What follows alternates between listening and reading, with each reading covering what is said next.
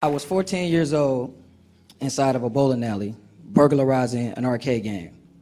And upon exiting the building, a security guard grabbed my arm, so I ran.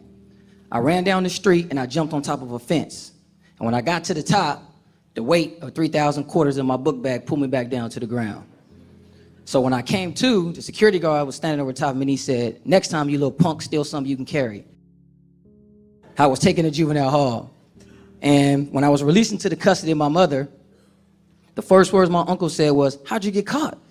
I said, "Man, the book bag was too heavy." He said, "Man, you weren't supposed to take all the quarters." I said, "Man, they were small. What am I supposed to do?" 10 minutes later, he took me to burglarize another arcade game. We needed gas money to get home. That was my life. I grew up in Oakland, California, with my mother and members of my immediate family addicted to crack cocaine. My environment consisted of living with family, friends, and homeless shelters. Oftentimes, dinner was served in bread lines and soup kitchens. The big homie told me this: money rules the world and everything in it. And in these streets, money is king. And if you follow the money, it'll lead you to the bad guy or the good guy. Soon after, I committed my first crime. And it was the first time that I was told that I had potential and felt like somebody believed in me. Nobody ever told me that I could be a lawyer, doctor, or engineer.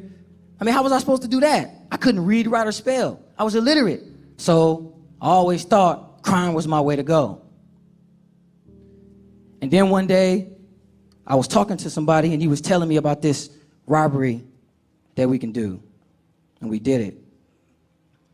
The reality was that I was growing up in the strongest financial nation in the world, the United States of America, while I watched my mother stand in line at a blood bank to sell her blood for $40 just to try to feed her kids. She still has the needle marks on her arms to this day to show for that. So I never cared about my community. They didn't care about my life. Everybody there was doing what they was doing to take what they wanted. The drug dealers, the robbers, the blood bank. Everybody was taking blood money. So I got mine by any means necessary. I got mines. Financial literacy really did rule the world. And I was a child slave to it, following the bad guy. At 17 years old, I was arrested for robbery murder. And I soon learned that finances in prison rule more than they did on the streets, so I wanted in.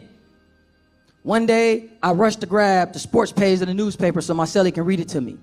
And I accidentally picked up the business section. And this old man said, "Hey, youngster, you pick stocks?"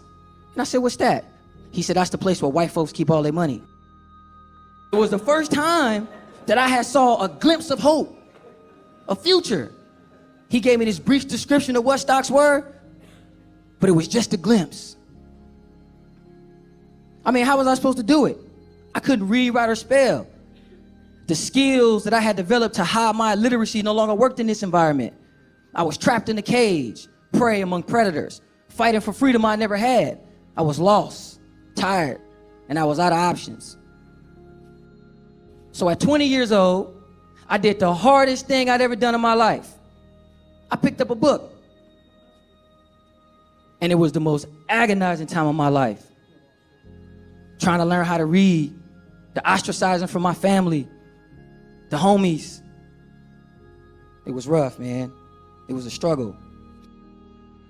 But little did I know, I was receiving the greatest gifts I'd ever dreamed of. Self-worth, knowledge, discipline. I was so excited to be reading that I read everything I can get my hands on. Candy wrappers, clothing logos, street signs, everything. I was so excited to know how to read and know how to spell. The homie came up and said, "Man, what you eating?" I said, "C-A-N-D-Y, candy." He said, "Let me get some." I said, "N-O, no." I can actually now, for the first time in my life, read. The feeling that I got from it was amazing. And then at 22, feeling myself, feeling confident, I remember what the OG told me. So I picked up the business section of the newspaper. I wanted to find these rich white folks. So I looked for that glimpse. As I further my career in teaching others how to financially manage money and invest, I soon learned that I had to take responsibility for my own actions. True, I grew up in a very complex environment, but I chose to commit crimes, and I had to own up to that. I had to take responsibility for that, and I did. I was building a curriculum that could teach incarcerated men how to manage money through prison employments. Properly managing our lifestyle will provide transferable tools that we can use to manage money when we re-enter society, like the majority of people did who didn't commit crimes. Then I discovered that according to MarketWatch, over 60% of the American population has under $1,000 in savings. Sports Illustrated said that over 60% of NBA players and NFL players go broke. 40% of marital problems derive from financial issues. What the hell? You mean to tell me that people work their whole lives buying cars, clothes, homes, and material stuff, but we're living check to check? So, I thought, I now had an obligation to meet those on the path and help. And it was crazy because I now cared about my community. Wow, imagine that. I cared about my community. Financial illiteracy is a disease that has crippled minorities in the lower class in our society for generations and generations. And we should be furious about that. So how do we cure this disease? I co-founded a program that we call Financial Empowerment Emotional Literacy. We call it FEEL. And it teaches how do you separate your emotional decisions from your financial decisions. And the 4 timeless rules to personal finance. The proper way to save.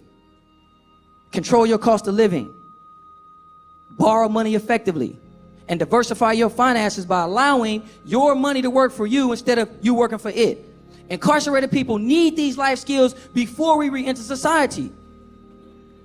You can't have full rehabilitation without these life skills. This idea that only professionals can invest and manage money is absolutely ridiculous. And whoever told you that is lying. Financial literacy is not a skill, ladies and gentlemen. It's a lifestyle. Financial stability is a byproduct of a proper lifestyle. Now, if you're sitting out here in the audience and you said, oh, yeah, well, that ain't me and I don't buy it, then come take my class so I can show you how much money it costs you every time you get emotional.